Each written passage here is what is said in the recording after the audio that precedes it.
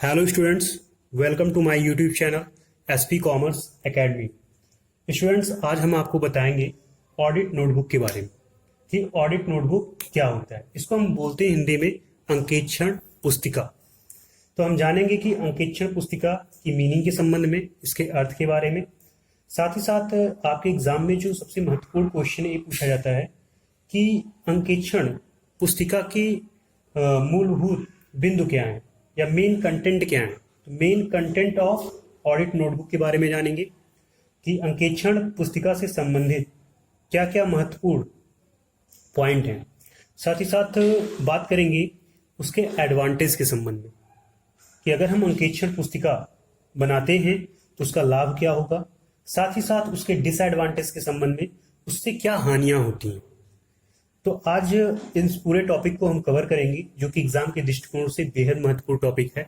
साथ ही साथ आपको ये बता दें कि आपका जो ऑडिट का पेपर है वो 15 आपके सितंबर को होने वाला है। तो उसमें कुछ महत्वपूर्ण टॉपिक क्या क्या आपको पढ़ के जाना है जो कि स्पेशली एग्जाम के दृष्टिकोण से बहुत महत्वपूर्ण है। जिसमें से पहला टॉपिक है आपका मीनिंग ऑफ ऑडिटिंग। अंकेक्षण का अर्थ क्या होता है, अंकेक्षण की विशेषताएं, characteristics of audit.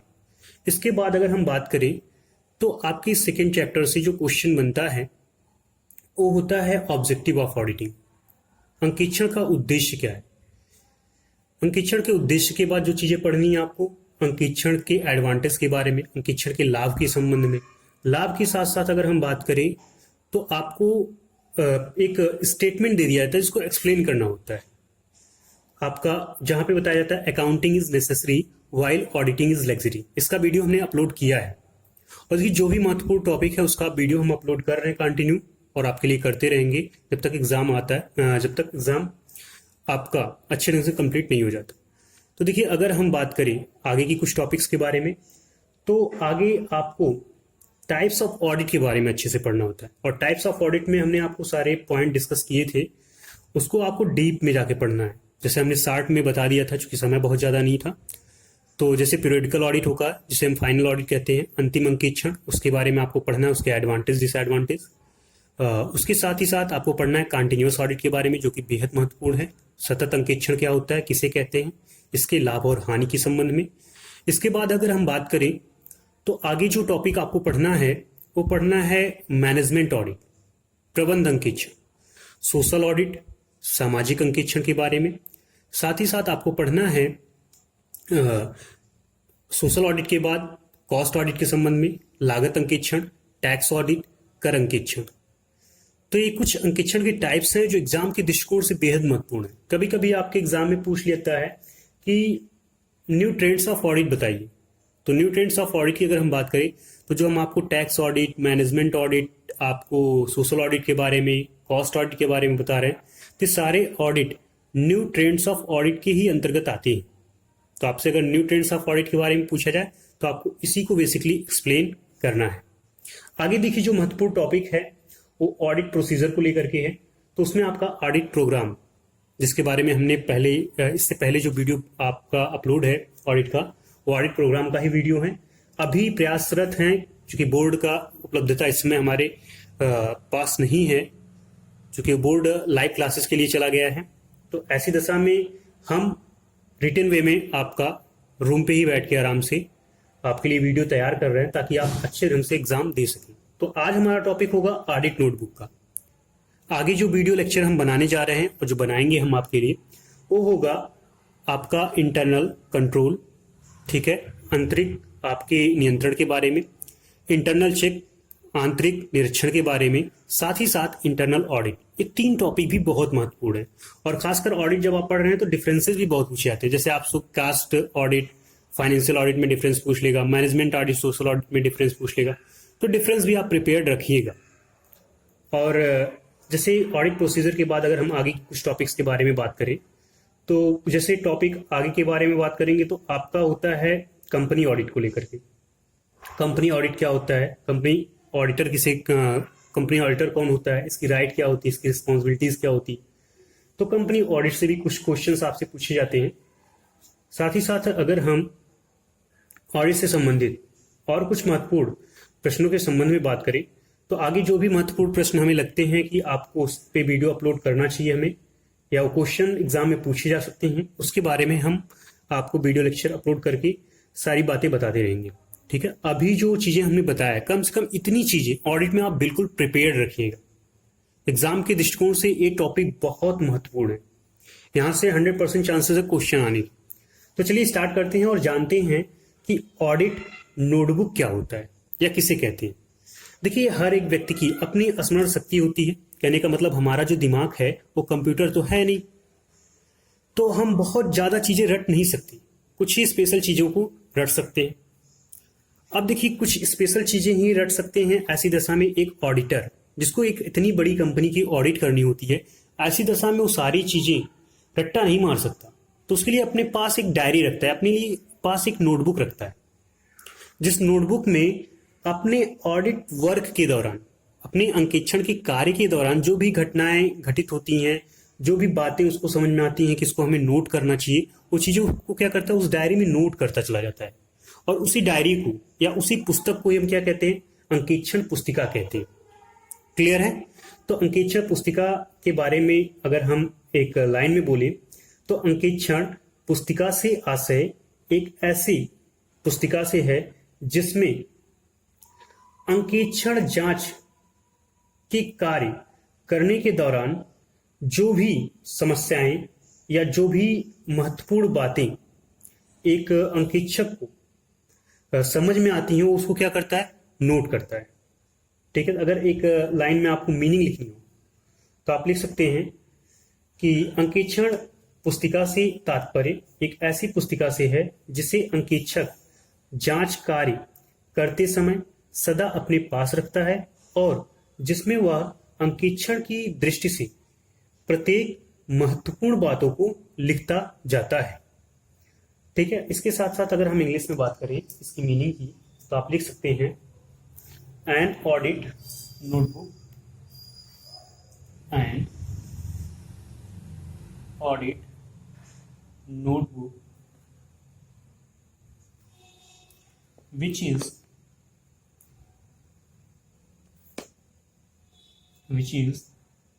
maintained by the auditor or audit clerk,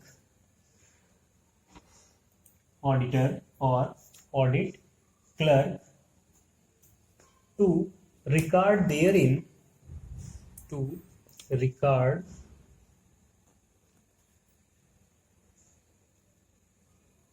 therein his observation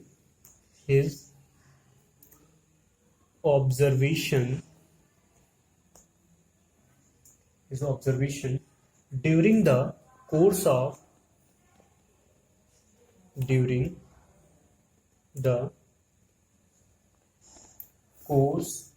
of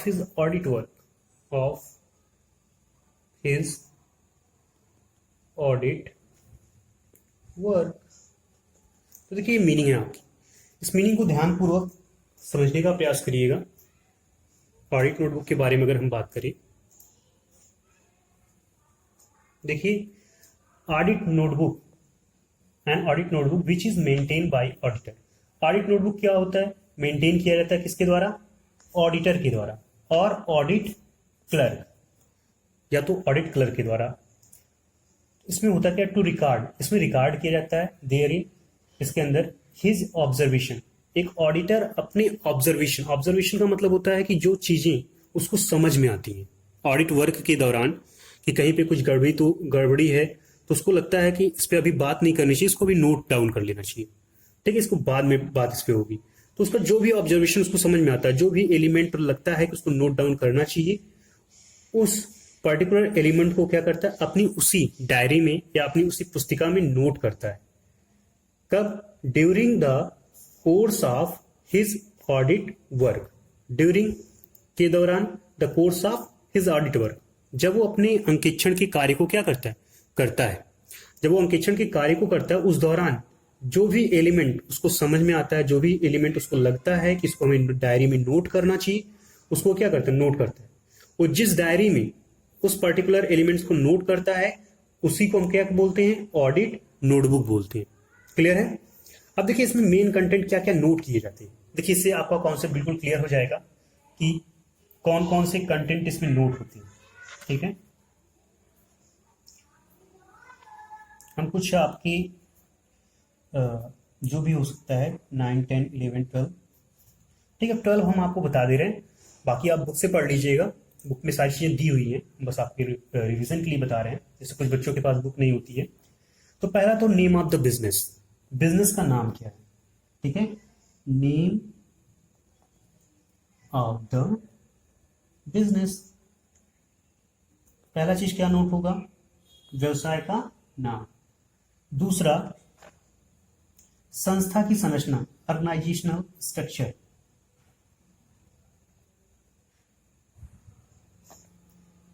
organisational structure, संस्था की क्या संरचना कैसी है उसके बारे में रिकॉर्ड होता है। साथ ही साथ नेचर ऑफ द बिजनेस, व्यवसाय की प्रकृति।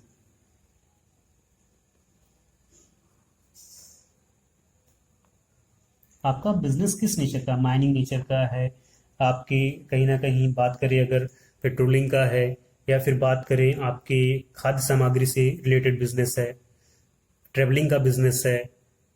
ठीक है, तो किस प्रकार का बिजनेस है, बिजनेस के नेचर के बारे में भी वर्णन रहता है यहाँ पे। ठीक है, नेचर ऑफ द बिजनेस।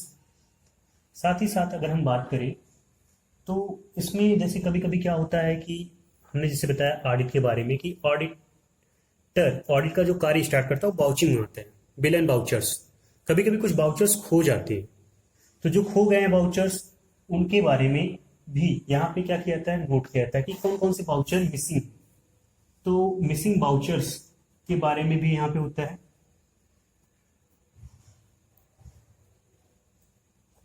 जो बाउचर्स खो गए होते हैं उसका वर्णन होता है। ठीक है, मिसिंग बाउचर के साथ साथ अगर हम बात करें तो उस पर्टिकुलर संस्था की कंट्रोल सिस्टम कैसी है, आंतरिक नियंत्रण प्रणाली, इंटरनल कंट्रोल सिस्टम कैसा है। साथ ही साथ जैसे कंपनी की जब ऑडिट होती है तो कंपनी का जैसे जो संविधान होता है जिसे हम कहते हैं आपके आर्टिकल ऑफ एसोसिएशन, और उसको कहीं ना कहीं उसके उद्देश्यों की पूर्ति के लिए कुछ और से नियम संनियम बनाए जाते हैं, जिसे हम कहते हैं सॉरी पहला जो है मेमोरेंडम ऑफ एसोसिएशन होता है जिसे कंपनी का संविधान कहते हैं। उसके बाद नंबर आता है आर्टिकल ऑफ एसोसिएशन। तो मेमोरेंडम ऑफ एसोसिएशन पार्षद सीमा नियम तथा आर्टिकल ऑफ एसोसिएशन पार्षद अंतर नियम, दोनों के जो प्रमुख प्रावधान होते हैं उसको भी एक ऑडिटर क्या करता है, ऑडिट नोटबुक में नोट करता है। तो मेन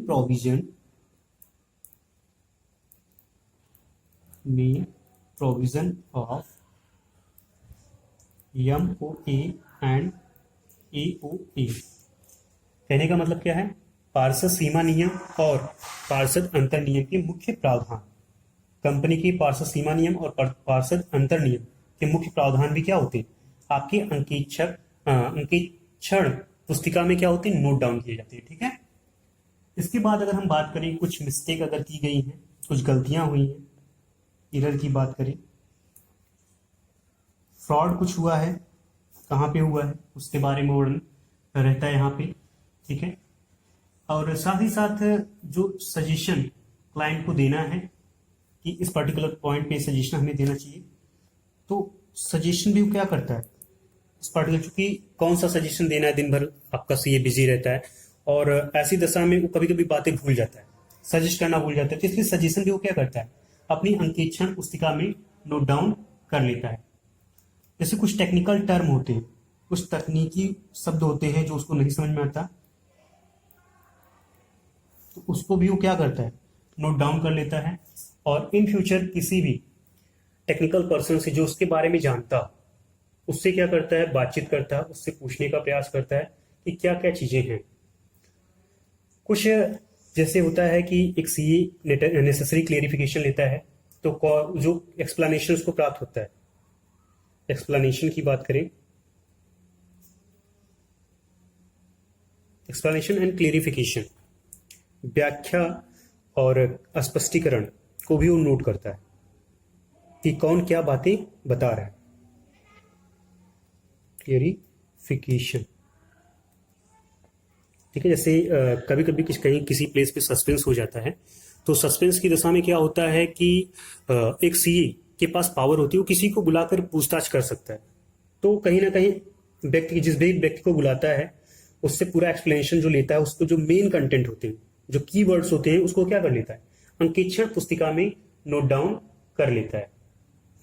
साथ ही साथ अगर हम बात करें तो जो भी बुक मेंटेन किए गए हैं, उस बुक को मेंटेन करने वाला कौन व्यक्ति है, किसने उसको मेंटेन किया है, तो लिस्ट ऑफ द बुक्स, अगर हम बात करें लेखा पुस्तकों की पूरी लिस्ट जो है, वो भी क्या करता है, उसके बारे में भी जानकारी प्राप्त करता है और उसको भी नोट डाउन करता है। साथ ही साथ अगर हम बात करें और कुछ प्रोविजंस की, तो जो भी पॉइंट उसको लगता है कि ऑडिट रिपोर्ट में रखने चाहिए, उसको भी वो क्या करता है, कहीं ना कहीं नोट डाउन करता है। तो इसको भी लिख सकते हैं point to be incorporated in audit report।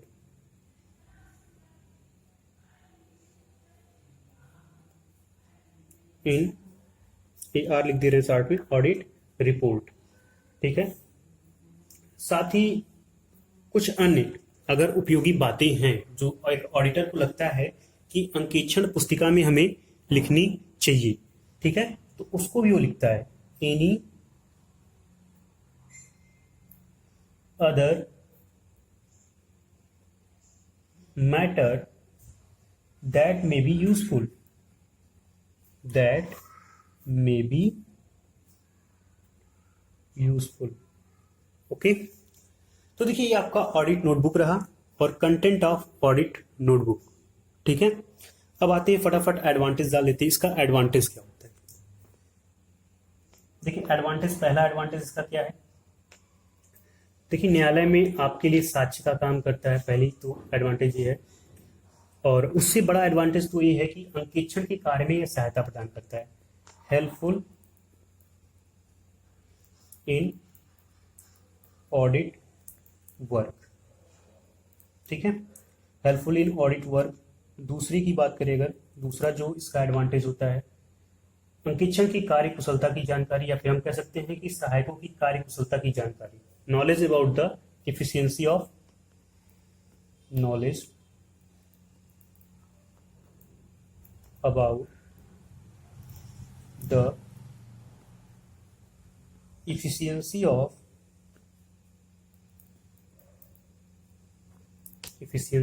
of the audit staff,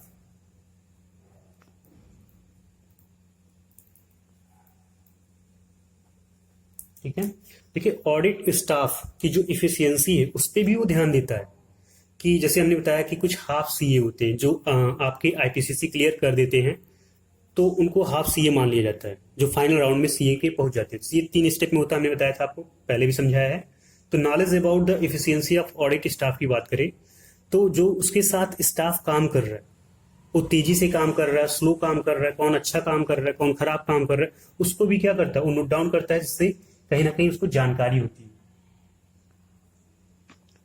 सबसे बड़ा जो एडवांटेज होता है वो ये होता है कि इन फ्यूचर जब कभी ऑडिट वर्क करना होता है तो वो आसानी से आप ऑडिट वर्क कर सकते हैं, क्योंकि उस पर्टिकुलर बिजनेस के बारे में आपको काफी कुछ जानकारी फर्स्ट टाइम के ऑडिट से मिल जाती है।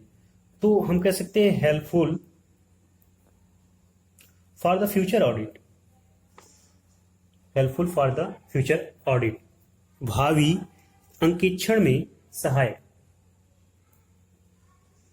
Future audit. और क्या एडवांटेज हो सकते हैं, और एडवांटेज की बात करें तो कार्य के प्रगति के बारे में जानकारी होती है, knowledge of the progress of the work, knowledge of the progress of the work. एक और एडवांटेज ले लेते हैं, न्यायालय में आपके लिए प्रमाण होता है, evidence of the court of law.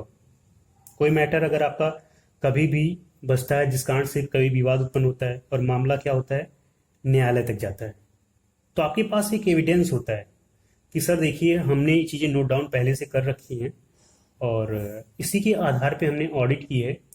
तो आप आसानी से, चूंकि सारी चीज़ें रिटेन होती हैं और आप इसको आसानी से न्यायालय में पेश कर सकते हैं और न्यायालय में पेश करके किसी भी केस में जहाँ पे आपका कहीं ना कहीं ड्रॉप बैक हो रहा था, जहाँ पे आप फेल हो रहे थे, आप एज एविडेंस पेश करने के बाद उसी जगह पे आप क्या हो सकते हैं, फॉरवर्ड हो सकते हैं, आगे आ सकते हैं, पास हो सकते हैं।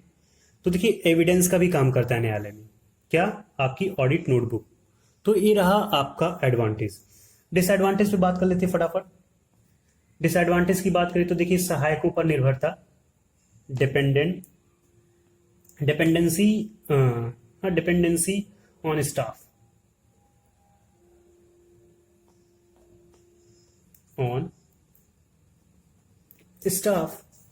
डिपेंडेंसी ऑन स्टाफ के साथ साथ बात करें जानबूझकर गलती ढूंढना। जैसे कुछ लोग होते हैं ना, अपने प्रमोशन के लिए चाहते हैं कि सीए हमें प्रमोट कर दे या हमें शाबाशी दे, तो जानबूझ की गलती उसमें ढूंढने लगती है। तो देखिए क्या होता है कि कहीं ना कहीं ऑडिट नोटबुक को मेंटेन करने के लिए, जैसे हमने बताया कि या तो ऑडिटर करता है या तो ऑडिटर के क्लर्क करते हैं, तो ऐसी दशा में कभी कभी जानबूझ की गलतियां ढूंढी जाती है। ये बहुत गलत है, जिस कारण से कहीं ना कहीं रिपोर्ट प्रभावित होता है। तो अगर हम बात करें जानबूझकर गलती ढूंढना, ये भी एक डिसएडवांटेज है। फाइंडिंग एटीट्यूड, ठीक है। इसके साथ साथ हम बात करें तो आपकी सिक्रेसी कहीं ना कहीं प्रभावित होती है। ऑडिट वर्क काफ़ी सीक्रेट वर्क होता है, लेकिन फिर भी अगर आप ऑडिट नोटबुक बनाते हैं तो उस ऑडिट नोटबुक को कोई भी देख सकता है, कोई भी उसको पढ़ सकता है। अगर उसको पढ़ता है तो वहाँ पे क्या होगा, गुप्तता का अभाव हो जाएगा, सिक्रेसी क्या होगी, प्रभावित होगी। तो लेक ऑफ सिक्रेसी भी एक इसका क्या है, डिसएडवांटेज है, लेक ऑफ सिक्रेसी, ठीक है। इसके साथ साथ बात करें तो इसमें अगर आगे हम बात करें तो इसमें अंकेक्षण सहायक जो होते हैं, जो आपके साथ काम करते हैं, उनकी लापरवाही को आसानी से छिपाया जा सकता है। तो जो भी लापरवाही की जा रही है उसको छिपाने का भी कार्य ऑडिट नोटबुक के माध्यम से हो सकता है। कहीं ना कहीं एक बहुत बड़ी डिमेरिट है किसकी, ऑडिट नोटबुक की। तो ऑडिट स्टाफ नेग्लिजेंस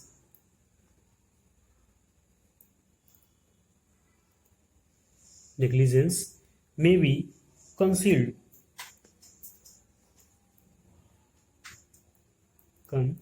ठीक है। तो अंकेक्षण सहायकों की लापरवाही कहीं ना कहीं सामने आती है, जो कि प्रॉब्लम क्रिएट करती है। और कभी कभी यही ऑडिट जो नोटबुक होता है, जैसे हमने बताया कि एविडेंस का काम करता है, कोर्ट में आपको बचा सकता है, तो कभी कभी कोर्ट में आपको बजा भी सकता है। एक तरफ बचा सकता है तो दूसरी तरफ बजा भी सकता है। तो न्यायालय में लापरवाही का भी प्रमाण होता है, न्यायालय में लापरवाही का प्रमाण। ये लास्ट आपका पॉइंट है, evidence of negligence, evidence of negligence in the court of law. मान लीजिए आपने कोई गलती की है और उसको नोट डाउन किए हैं, तो जब ऑडिट नोटबुक कहीं ना कहीं न्यायालय में पेश होगा तो आपकी गलती को क्या कर देगा, उजागर कर देगा। तो ये आपके कुछ एडवांटेज थे और डिसएडवांटेज थे जिसके बारे में हमने बताया, साथ ही साथ ऑडिट नोटबुक की मीनिंग बताई, ठीक है। आगे जो वीडियो आपका अपलोड किया जाएगा वो होगा इंटरनल ऑडिट, इंटरनल कंट्रोल और आपके इंटरनल चेक पे बेस्ड होगा। तो तीनों टॉपिक को चाहेंगे हम एक साथ कवर कर लें। अगर हमें लगता है कि सेगमेंट में डिवाइड कर देना चाहिए, जैसे हमने इसको डीप में बता दिया ना ऑडिट नोटबुक को, चूंकि बहुत इंपॉर्टेंट क्वेश्चन है, कई बार एग्जाम में पूछा जा चुका है, तो इसको ध्यान से आप पढ़िएगा और जो भी हमने चीज़ें बताई हैं वो अपने शब्दों में आप एक्सप्लेन कर सकते हैं, अपने शब्दों में आप लिख लीजिएगा, जो चीज़ें हमने बताई है नोट डाउन कर लीजिएगा। कोई किसी प्रकार का डाउट होता है अगर आपको, तो आप हमें पर्सनली कांटेक्ट कर सकते हैं। ठीक है, आपका एग्ज़ाम है और आपके लिए बेहद ज़रूरी है एग्ज़ाम आपका बेहतर हो, और आपके लिए हमारी तरफ से शुभकामनाएं हैं कि आप सभी लोगों का एग्ज़ाम अच्छा से अच्छा हो। ठीक है, इसी के साथ वीडियो ही समाप्त करते हैं। आज के लिए बस इतना ही, मिलते हैं अपने अगली वीडियो में, तब तक के लिए धन्यवाद।